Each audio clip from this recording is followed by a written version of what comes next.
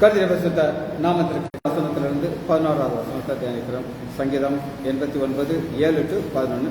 மூணாவது ஹெட்டிங். ஜெபத்தோடு இந்த செய்திக்குள்ளே கருத்துறோம். அதிகாலை நேரம் அப்பாவும் பாதம் ஆர்வமாய் வந்திருக்கிறேன். நாமும் சொல்லி ஓய்வேன்றி பாடி உலா மகிழ்ந்திருப்பேன்.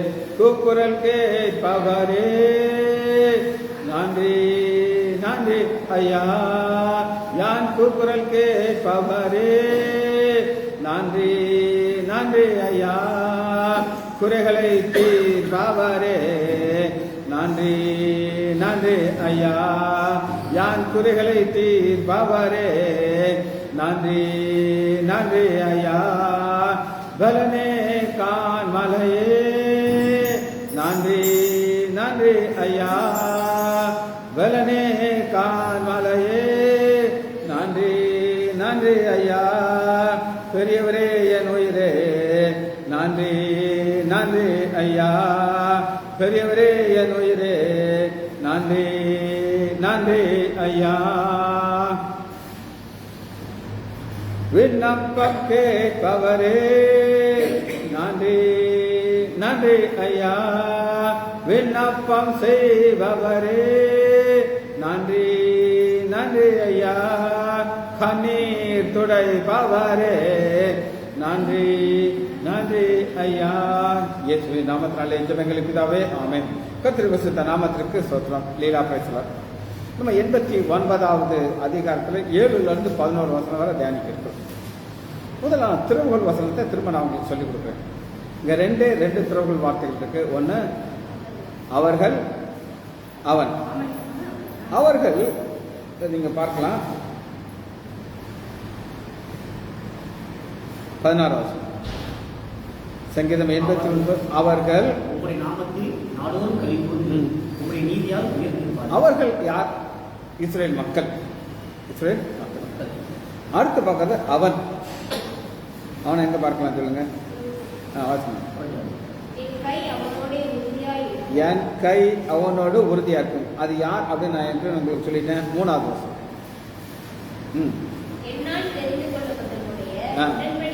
பண்ணி என் தாசனாக தாவி. ஸோ இதை மட்டும் நீங்க புரிஞ்சுக்கிட்டீங்கன்னா தான் இந்த சங்கீதம் 89வது அதிகாரம் உங்களுக்கு புரியும். சரி, இப்ப அடுத்த ஒரு கீ வார்த்தை நான் உங்களுக்கு சொல்லிக் கொடுத்தேன். அது வானங்கள். எங்க இருந்தது ஆரம்பிக்குது அப்படின்னு கேட்டீங்கன்னா 2வது வசனம் பாருங்க. வானங்களிலே ஸ்தாபிக்கு இருக்கா? இது நம்ம வானங்களை குறித்து நம்ம ஃபுல்லா தியானிச்சாச்சு. இப்ப நம்ம அங்க போறதில்ல. இந்த 7வது வசனத்துல இருந்து ஏன் 11வது வசனத்துல நான் நிற்கிறேன் அப்படின்னு கேட்டீங்க. 11வது வசனத்தை பாருங்க. அப்ப நம்ம அடுத்தது வானத்தை குறித்து தான் நம்ம பார்க்கறோம். இதனுடைய கோல் 89வது அதிகாரத்துல நீங்க புரிந்து கொள்றதுக்கு என்ன ஒரு காரியம் என்னன்னா தேவனுடைய வல்லமை. இப்ப வானங்கள் உம்முடையவைகள். சரி, இப்ப நான் உங்களுக்கு ஒரு கேள்வி கேட்கிறேன். இந்த ஆஸ்பத்திரி யாருடையது? எங்க கிடையவே கிடையாது. கொஞ்ச நாளைக்கு, எவ்வளவு நாளைக்கு ஓசியா எங்களுக்கு ஆண்டவர் கொடுத்துருக்காரு. வாடகை கொடுக்காம, எஸ், வாடகை கொடுக்காம ஃப்ரீ. இப்ப மரியாதை இருக்க இந்த building OP, ward, room, etcetera etcetera etcetera, இது வேற ஒரு ஆள்கிட்ட இருந்து நாங்கள் வாடகை கொடுத்தா குத்து மதிப்பா மாசம் எவ்வளவு வாடகை கொடுக்கணும் நீங்க நினைக்கிறீங்க? நம்மளால நினைச்சு பார்க்க முடியும். ஆண்டவர் பார்த்தாரு, வாடகை கொடுக்காம நீ வச்சுக்கோ, ஆனா இது ஓய்துன்னு மட்டும் சொல்லிடாரு. எங்க அப்பா அந்த ஆஸ்பத்திரியை கட்டும்போது என்ன நினைச்சுக்கிட்டு அவருது வயசான்ற ஹாஸ்பிட்டல். அப்ப இது எல்லாமே எங்கதே கிடையாது. ஆனா வானம் யாருது? எவனாவது ஒருத்தன் வானம் ஏதுன்னு சொல்லுவாங்க. அமெரிக்காக்காரனா இருக்கட்டும், எவனா இருக்கட்டும், மோதிக்க எவனாலுமே சொல்ல முடியும். இது ஏதுன்னு நிச்சயம் சொல்ல முடியும். புரியுதா உங்களுக்கு? ஆனா ஒண்ணு மட்டும் தெரியும், அதை ஒட்ட முடியுமா? காலி டிஸ்டர்ப் பண்ணுறேன். காலி சரியா? வானம்ங்கிற ஒரு காரியத்தை நீங்க பாக்குறோம். அது யாருக்கு சொல்லுங்க? அதனாலதான் ஆண்டவர் என்ன சொல்லுகிறாரு? வானம் என்னுடையது. என்ன சொல்றாரு? அப்ப நம்ம என்னத்தை பார்க்க போகிறோம் அப்படின்னு கேட்டீங்கன்னா தேவனுடைய வல்லமை. தேவனுடைய வல்லமை. தேவனுடைய வல்லமைய யாரிடத்துல காட்டுகிறான்னு ஒரு சிங்கிள் மனிதன்கிட்ட காட்டுறாரு. அது தாவீது. சரியா? இப்போ நம்ம முதல் வசனத்தை வாசிப்போம். 7வது வசனத்தை வாசிப்போம்.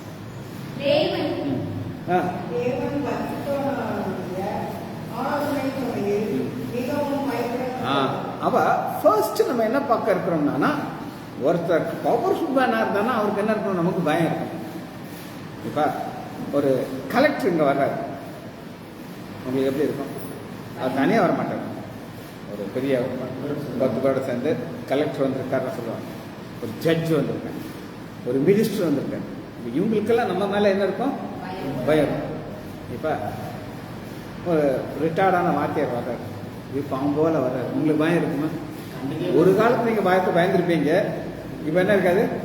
அதனால தான் ஃபர்ஸ்ட் நம்ம என்ன பார்க்கறோம்னா, கிரியேட்டர், வானம் எனக்கு சொந்தம் என்று சொன்னவர், நம்ம அவர் மேலே நமக்கு இருக்கணும் பயம்.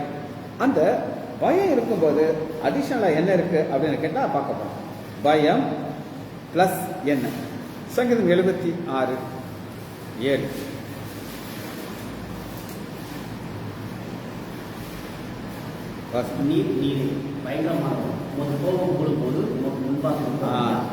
கோபம் மூடும் பொழுது, இந்த கோபம்ங்கிறது என்ன அப்படின்னு கேட்டீங்கன்னா, ஆண்டவர் தன் வல்லமையை கிரியேட் பண்ணிட்டாரா? இந்த இதனுடைய எக்ஸி வார்த்தை நீங்க பார்க்கணும்னா 10வது வசனத்தை வாசி. மனுஷனை கோபம் ஒரு மகிமையை விளங்க பண்ண முடியும். மிஞ்சிற கோபத்தை நேடும். அப்ப நம்ம ஆண்டோட ஒரு கிரியேட்டரா பார்க்கணும். நமக்கு அவர் மேல என்ன இருக்கணும்? பயம். அது மரியாதை கலந்த பயம். இப்ப நான் நடந்து வரும்போது இந்த பிள்ளைய உட்காந்துருப்பாங்க, என்னை பார்த்து என்ன செய்வாங்க? மரியாதை. இன்னைக்கு எனக்கு ஞாபகம் இருக்கு, அவ பிள்ளைய வயிற்றுல வச்சிருக்கா. இவ்வளவு பெரிய வயிற்று வச்சுட்டு நிற்பா. நான் ஐயாமா என்ன திருப்பமா நிற்கிற ஒரு பிள்ளையன்னு தூக்கி. ஆனால் சொன்னபடி கேட்க மாட்டான். ஏனால ஒரு மரியாதை, ஒரு பயம். ஆண்டவர் இதை எதிர்பார்க்கிறார். எதை எதிர்பார்க்கிறார? மரியாதை. அதனால தான் இங்க ஒரு கோபம். இந்த மிஞ்சின கோபங்கிறது என்ன அப்படின்னு கேட்டீங்கன்னா, யாத்ராகமம் 14வது அதிகாரம் 3வது. யாத்ராகமம் 14:3. அப்போது பார்வோன் இஸ்ரவேல் புத்திரை குறித்து அவர் தேசத்திலே திகைத்து நிற்கிறார். தேசத்துல திகைத்து இருக்காங்கன்னா, திருடன்னு முடிச்சுக்கிட்டு இருக்காங்கன்னா அவனுக்கு ஒரு நியூஸ் வருது. அவர்களை வனாந்தரம் அவர்களை அழைத்து போட்டது. அப்ப ஆண்டவர் வழி நடத்துறாங்கிறது எல்லாமே அவனுக்கு தெரியாம இப்படி ஒரு நியூஸ் வருது. இந்த நியூஸ் வந்தோடனே அடுத்து என்ன செய்யணும் பாருங்க. நான் ஆகையால் அவர்களை பின்தொடர்ந்து நான் அவன் இதயத்தை கடினப்படுத்தி இதை நாங்கள் பார்வனாலும் எல்லா ராணத்திலும் மகிமைப்படுறதா என்னன்னு நான் உங்களுக்கு சொல்றேன். இப்போ நான் ஒரு பாடல் பாடுறேன், அது உங்களுக்கு கட்டாயம் தெரியாது. நான் பலமுறை பாடுறேன். கடல் தனை நடுவாய் பிரித்த எங்கள் தேவனே கரமே தாங்கியதையினால் வரையில் தயவாய் மாதயவாய் தயவாய் மாதயவாய் நன்றியால் பாடிடுவாம். ஆமென். நன்றியால் பாடிடுவாம். நல்லவர் இயேசு நல்கிய எல்லா நன்மைகளை நினைத்து. அப்ப ஆண்டவர் மகிமைப்படுகிறார். நம்ம இப்படி ஒரு பாடலை பாடுறோம். அப்ப இதுக்கு பாடுறதுக்கு காரணம் யார் சொல்லுங்க? பார்வன். அவன் மட்டும் கோவப்படாம சரி போட்டோம் ஐயா, நம்ம 10 வாதையில கஷ்டப்பட்டோம், தலைச்சங்கன்பிள்ளையே கொண்டு போட்டாரு, நாம என்ன செய்யணும்?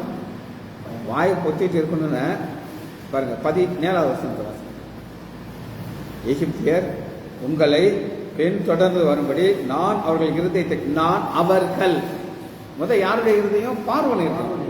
பார்வன் மட்டும் கிடையாது, எல்லா இஸ்ரேல் ராணுவம்னு சொல்றாங்க. நாம போய் எல்லாத்தையும் கொடுத்தோம். அதான் அவனுடைய ஆசை நான் உங்களுக்கு காட்டுறேன். யார் ஆசை? பார்வன். 15வது அதிகாரம் 9வது.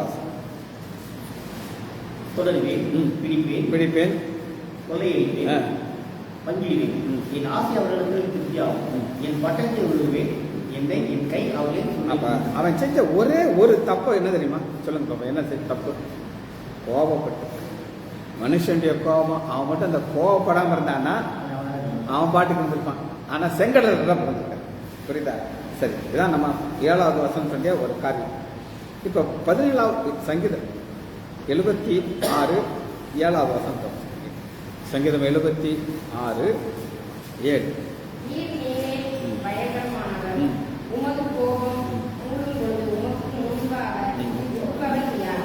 உமக்கு முன்பாக நிற்பவன் யார்?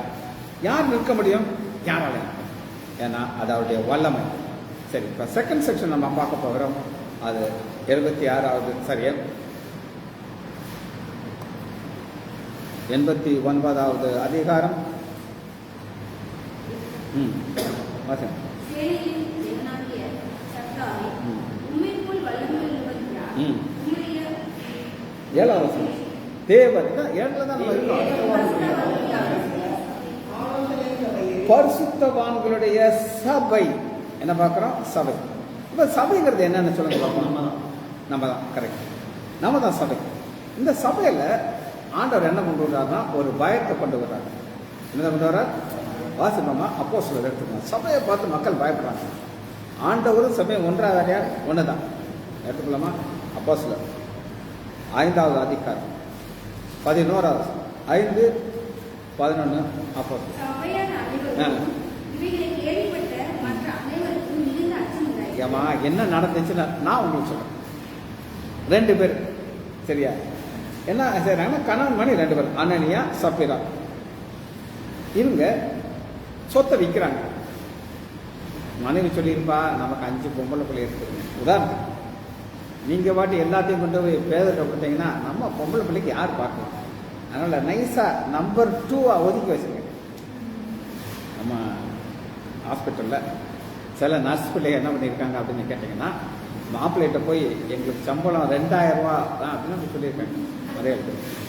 அந்த ஆள் மலையாட்ட என்னமா அநியாயம் பண்ணணும், இன்னுங்க 2000 யார் சொன்னாங்க? பார்த்தா அவர் சம்பளம் எவ்வளோமா? 15 ரூபா சம்திங். ஆனால் மாப்பிள்ளைட்ட அக்கௌண்ட்டில் 2 தான், மீதியெல்லாம் வாங்கிக்கிட்டான். சந்தைக்கு வந்துட்டாங்க. அந்த இப்போ வெளியே வந்துச்சு பார்த்தீங்களா? அப்போ இந்த மாதிரி தான் இவங்களை அமைக்கிட்டாங்க. நம்ம ஸ்டாஃப் செய்கிற மாதிரி அன்புனோடனா ஆண்டவர் பேருக்கு சொன்னால் அவங்க செத்து போயிட்டாங்க. புருஷன் செத்துப்பேன், பொண்டாட்டி செத்து போயிட்டாங்க. இதை கேள்விப்பட்டோன்னா எல்லாருக்கும் என்ன வந்துருச்சு?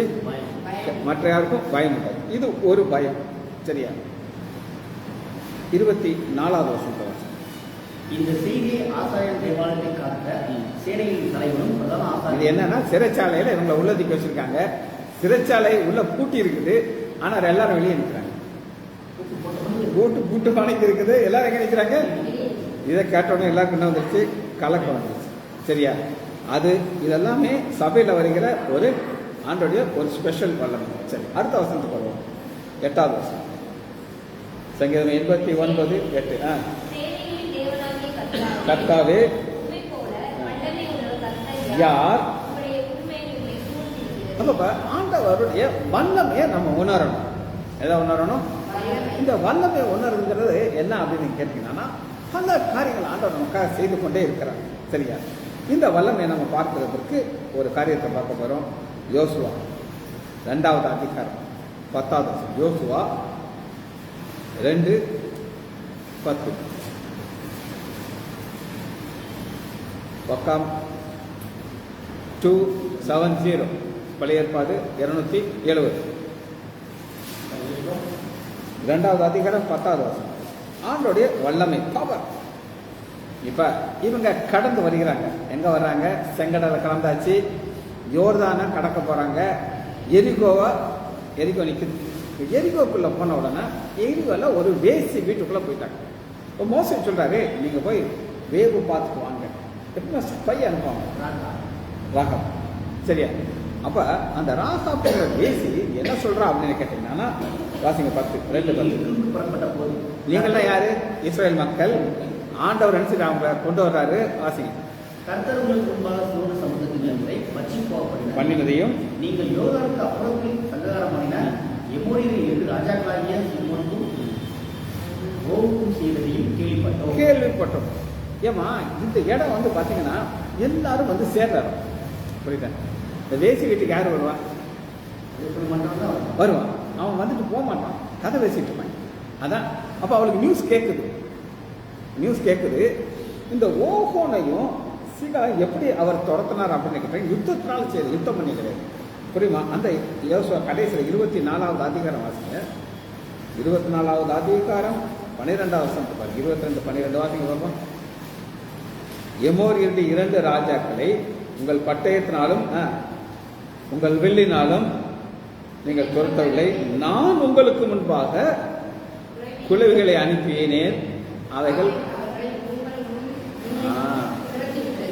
ஆண்டவர் வந்து குளவியை யூஸ் பண்ணுவார். ஒரு நடந்த சம்பவத்தை சொல்றேன், ஆனால் இது சந்தோஷமான கிடையாது, ஒரு சோகமான ஒரு சம்பவம். இதுக்கு ஒரு சொந்தக்காரங்க ஒரு வீடு பால் காய்ச்சல் சிஎஸ்ஐ சேர்ந்தவங்க எங்கள் சொந்தக்காரங்க. சிஎஸ்ஐ பாஸ்ட் ஒருத்தரை கூப்பிட்டுருக்காங்க. எதுக்கு? ஜோமன். ஆனால் இந்த சிஎஸ்ஐ பாஸ்ட் எதோட வருவார் சொல்லுங்க? வேறு மாறுவாங்க. அங்கெல்லாம் வரமாட்டாங்க. ஆமாம், ஒரு 100-150 குளவி நேராக அவர் அங்கிக்குள்ளே போயிடுச்சு. போய் கொட்டு கொட்டு, வேற யாரையும் தொடாம அந்த பாஸ்டா கட்டின கடிச்சு அவர் ஆஸ்பத்திரி கொண்டு போனார். அங்கே இறந்து பார்த்தோம். ஆண்டவர் குளவியான். ஆனால் வீட்டில் யாரையுமே கிடைக்கல. யாரும் கிடைக்கல. யாரு? அப்ப அன்னைக்கும் குளவி யூஸ் பண்றாரு, இன்னைக்கும் யூஸ் பண்றாரு. அதனால என்ன நடந்துச்சு? யோசுவா 2வது அதிகாரம் 11வது வசனம், 2:11. யோசுவா 2:11. எதை கேள்விப்பட்ட போது செங்கடலை கடந்துட்டாங்க.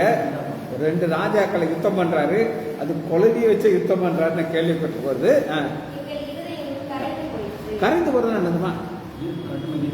இந்த பிள்ளைகளை நாளைக்கு பரிச்சை எழுத போறாங்க. பேப்பரை பார்த்தோம்னா இருதயமா கரைஞ்சி போயிடும், ஏன்னா எதுவுமே தெரியாது. ஆனா ஃபுல்லா படிச்சிருந்தாங்கன்னா எப்படி எழுதுவாங்க? கடான்னு எழுதி போட்டுட்டு போயிட்டே இருப்பாங்க. உங்களுக்கு ஏதாவது தெரியுமா? பேப்பரை பார்த்தோன்னா இருதயம் என்ன செய்யும்? கரைஞ்சி போயிடும். இது தீர்க்கதரிசனமா நான் சொல்றேன். எப்படி சொல்றேன்? சரி, அது இருக்கட்டும், அவங்க பிரச்சனை அது. சரி, அடுத்த வசனம் 9வது வசனம் சொல்றாங்க. 89:9. பெருமையை ஆளுகிறவர் அவளை அடக்க பண்ணுவேன். இப்ப சமுத்திரத்தை ஆண்டவர் காட்டுகிறார். எதற்காக காட்டுகிறார்னா, என்னுடைய வல்லமை சமுத்திரத்தின் எனக்கு பவர். அடுத்த வருஷம் சேர்த்து 10 வசனம். சரி, 9வது வசனத்தை பார்த்துட்டு அதுக்கப்புறம் பார்ப்போம். இந்த 9வது வசனத்தை நீங்க புரிந்து கொள்றதுக்கு ஒரு வசனம் எடுக்கிறேன், ஆச்சரியமான வசனம். எரேமியா 5வது அதிகாரம் 22 5:22. பக்கம் 880. எனக்கு பயப்படாது இருப்பீர்களோ? மோதி அடித்தாலும் இறைந்தாலும்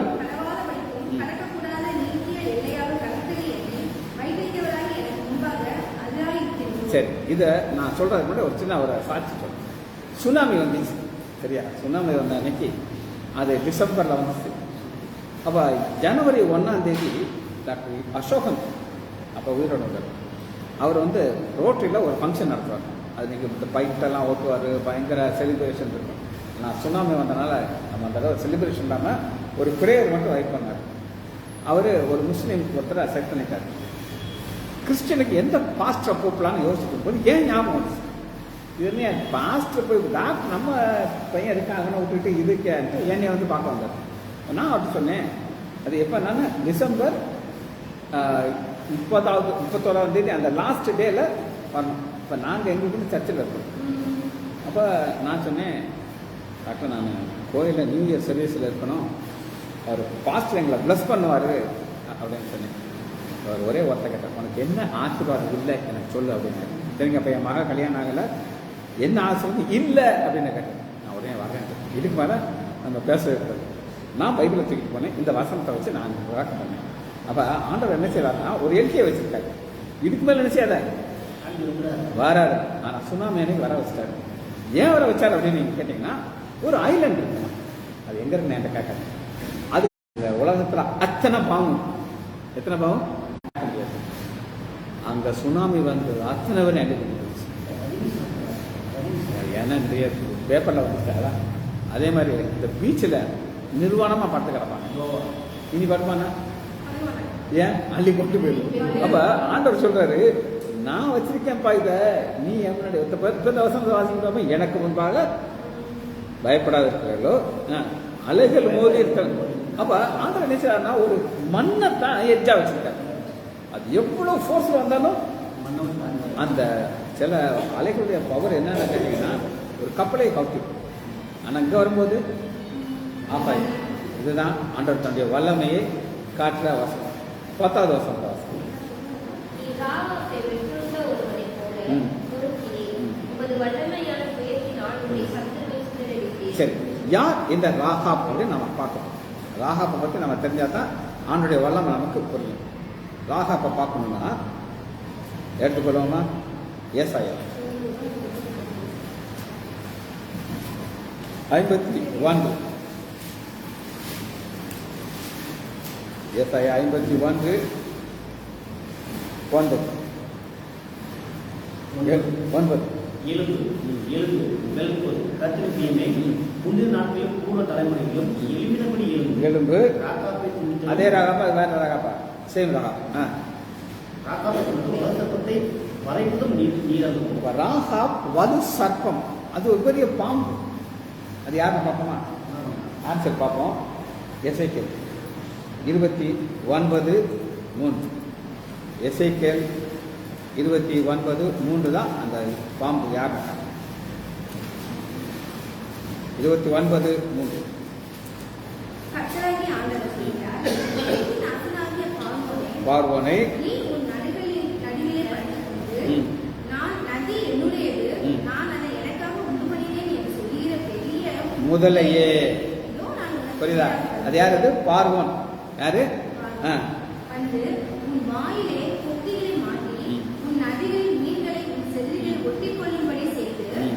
உன்னை உன் நதிகளில் நடுவிலிருந்து கூட்டிவிடுவேன். ம். உன் நதிகளில் மீன்கள் எல்லாம் உன் செதிலில் ஒட்டிக்கொள்ளும். இதெல்லாம் என்ன அப்படின்னு கேட்டீங்கன்னா, இதான் ஆஃப் பண்ணுறேன் ஃபோன். இது ஏன்னா இல்லை, நீங்கள் சுவிச் ஆஃப் பண்ணுங்க. இங்கே வந்து ஃபோன் அடிச்சுட்டே இருப்பாரு. இது எவ்வளோ டிஸ்டர்பன்ஸ் நமக்கு புரியாது. இது என்ன அப்படின்னு கேட்டிங்கன்னா,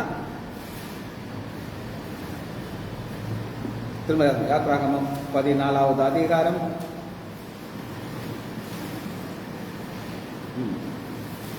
வரும்போதே ஒரு எலி வந்து டிஸ்டர்ப் பண்ணாங்க.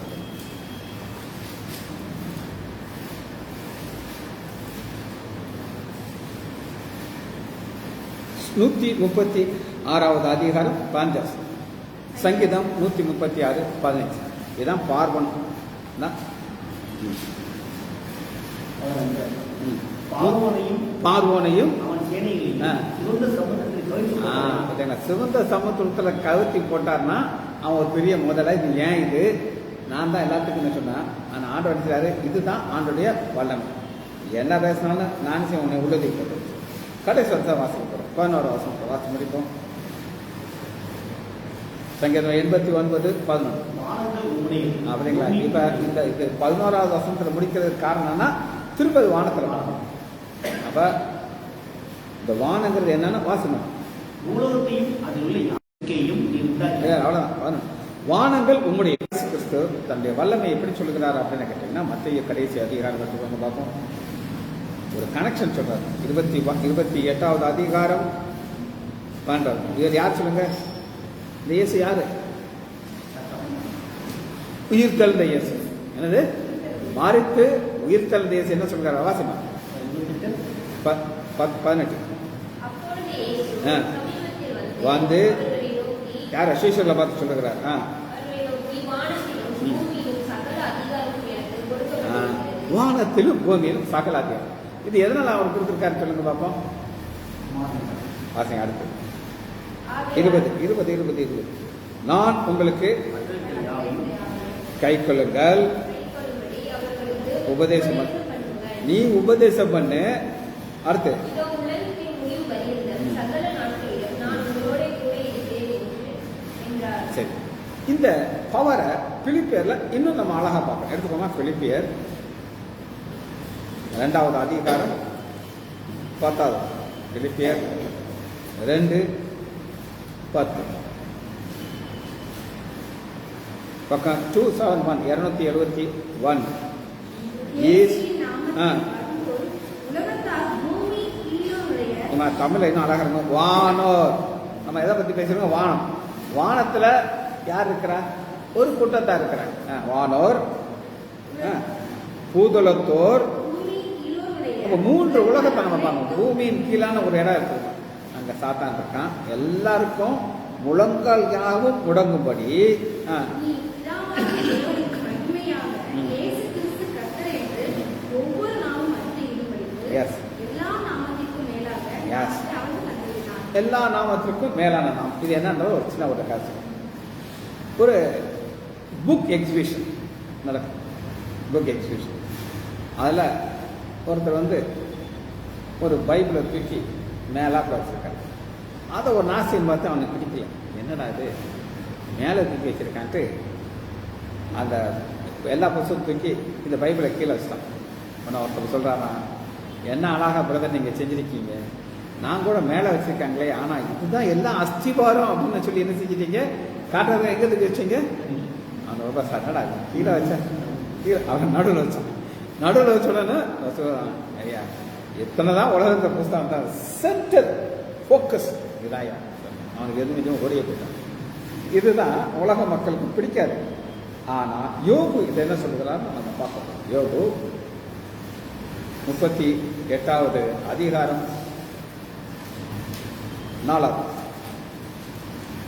38:4 யோபு. Yes.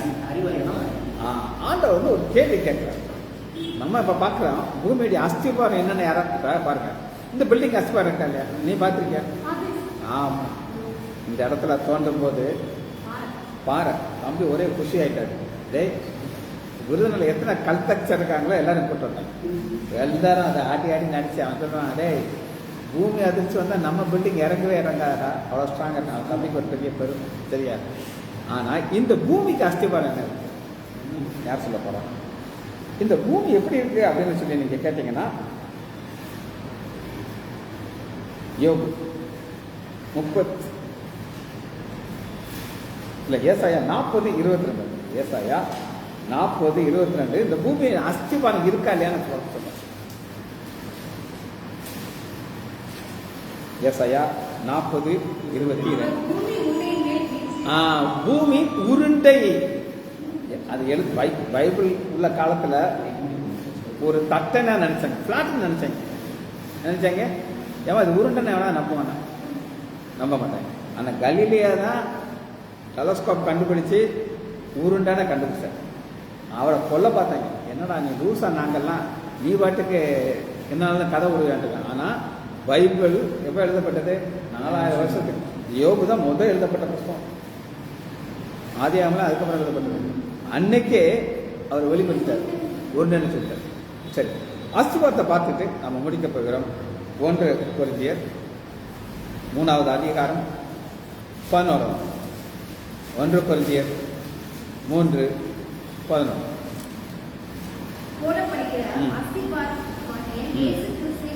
தவிர போடப்பட்டிருக்கிற அஸ்திபாரமாக இயேசு கிறிஸ்து. இந்த இயேசு கிறிஸ்து தான் அஸ்திபாரம், அதுல சந்தேகமே கிடையாது.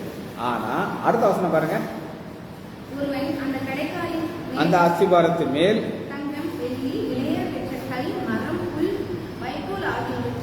இப்ப இத மூன்றாக இதை பிரிக்கிறார். ஒன்னு பொன் வெள்ளி விலையேறப்பட்ட கல், இந்த 3 ஒரு சைடு. சரியா? இன்னொரு சைடுல என்ன இருக்குது? மரம் புல். அப்ப அக்னி வரும்போது 3 அழிஞ்சு போயிரும், 3 அழியாது. எது அழிஞ்சு போயிரும் சொல்லுங்க? ஆமா, இதெல்லாம். இப்ப நான் ஒரு ஊழியம் சரி, இப்ப நான் உங்களுக்கு நான் உங்களை ஏமாத்துறேன். ஒரு கர்ச்சிப் நான் விற்கிறேன். இந்த கர்ச்சிப்பை உங்க மூஞ்சியில போட்டீங்கன்னா உங்களுக்கு ஆசீர்வாதம் வரும். நீங்க பரலோகத்துக்கு போயிடலாம்னா நீங்க வாங்குவீங்களா, வாங்க மாட்டீங்களா? ஆசை. நான் எவ்வளவு கோடீஸ்வரன் ஆனேன். இப்படிதான் ஒருத்தர் தங்க சாவின்னு வித்தாருமா. ஆமா, அந்த சாவியை நீங்க அவர்கிட்ட காசு கொடுத்து வாங்கிட்டீங்கன்னா அது வீட்டில் பெட்ரூம்ல தொங்க விட்டுருணுமா. நேரா பண்ணலாம் பாருங்க, வாங்கி அநேகர் தொங்க விட்டாங்க. புரியுது உங்களுக்கு? அவரு பரவத்துக்கு போகிற நரத்துக்கு போகிற தொடர்ந்து வாசிங்க ஐயா. நான் வாசிக்கணும், நீங்க வாசிக்கணும். அவனுடைய வேலைப்பாடு எளிய வெளியாகும். 4வது அதை விலகப்படும். ஏனென்றால் அது அக்னியிலே வெளிப்படுத்தப்படும். அவனுடைய வேலைப்பாடு எத்தனை உள்ளது? அக்னி சோதிக்கும். அப்புறம் நிலைத்திருந்தால் கூலியை பெறுவான். அது வெந்து போனால் நஷ்டம் அடைவான், அவனும் ரட்சிக்கப்படுவான். இது என்னன்னா நான் உங்களுக்கு சொல்லிட்டு அதை முடிக்க போறேன். இப்ப நான் ஒரு ஊழியத்தை சரி, இப்ப எப்ரியர் கிளாஸ் நடத்துறேன். என் வீட்டுக்காரமா சொல்லுவான், ஏன் நாங்க உங்களுக்கு எப்ரியர் தெரியாது, நீங்க என்னத்தை சொல்லி கொடுக்குறீங்க? நான் வாசிக்கிறேன், நான் வந்து என்ன செய்றேன், பைபிள் அந்த அந்த அந்த- அந்த புஸ்தகத்தில் தான் எடுத்து சுட்டுறேன். சரியா? இது என்னுடைய லாபத்துக்காக கிடையாது. யாருடைய லாபத்துக்கு கிடையாது. அவன் ஆண்டவர் என்ன செய்வார்னா, என் ஊழியத்தை வந்து பார்ப்பார். பார்த்து இதெல்லாம் வெந்து போச்சுன்னு வச்சுக்கோ, என்னைய பருவத்துக்கு கூட்டி போயிடுவார். எங்க கூட்டி போயிடுவாரு? ஏன்னா இயேசுவின் ரத்தத்தால் கழுவப்பட்டிருக்கேன், ஊழியம் செய்கிறேன், ஒரு சின்ன தப்பு வந்துச்சு, அதனால் நீ நரகத்தில் போட மாட்டேன். புரியுதா உங்களுக்கு? புரியுதா? நான் ரத்தத்தால் கழுவப்பட்டிருக்கேன், ஊழியம் செய்கிறேன், என் மூலமாக அநேகர் ஆசீர்வதிக்கப்பட்டிருக்காரு. ஆனால் நான் என்ன செய்யும்? அது என்ன தப்பல்னு என்ன நான் உங்களுக்கு சொல்லட்டா? இப்போ எல்ஐசி பில்டிங் அந்த காலத்தில், நாங்கள் காலத்தில் தீப்பிடிச்சு, உங்களுக்கு தெரியுமா? தீப்பிடிச்ச ஊரில் பார்த்தீங்கன்னா அதெல்லாமே ஒரு கோடு மாதிரி இருந்துச்சு. ஆமா, ஒரு எரிஞ்சு போயிருச்சு. ஆனால் ஸ்ட்ரக்சர் அப்படி தான் இருந்துச்சு. அப்புறம் எல்லாம் என்ன செஞ்சாங்க? அதுபோல் ஊழியம் ஆரம்பிச்சிடும். நம்ம பரவத்துக்கு போகும்போது எல்லாம் திரும்பி சேர்ந்துருக்கேன் அப்படின்னு சொல்லுவோம். அப்போ நம்ம வானம் அவருடைய என்னன்னா நம்மளுடைய ஒரு பயத்தோடு இந்த ஊழியத்தை செய்யணும். ஜெபிச்சு முடிப்போமா? மகா இறக்கமும் கிருபையுமுள்ள பிதாவே, துதிக்கிறோம் ஐயா. நன்றி உள்ள இருதயத்தோடு உங்கள் திரு சமூகம் வருகிறோம் ஐயா. நீர் எங்களுக்கு ஒரு வல்லமையை காட்டுகிறீர்கள் ஐயா. வல்லமை உம்முடைய ராஜா, வானம் என்னென்னு என்று சொன்னீங்களே ஐயா. பிள்ளைகள் ஒவ்வொருவரையும் இந்த வானத்தில் நாங்கள் வந்து சேர்ந்து இந்த நாமத்தை நாங்கள் மகிமைப்படத்தக்கதாக எங்களை ஆசீர்வதிப்பா. பிள்ளைகள் ஒவ்வொருவரையும் என் ஆண்டவராகிய இயேசு கிறிஸ்துவின் நாமத்தினாலே ஆசீர்வதிக்கிறேன். இயேசுவின் நாமத்தினால் ஜெபங்களுக்கு தாவே. ஆமேன், ஆமேன், ஆமேன்.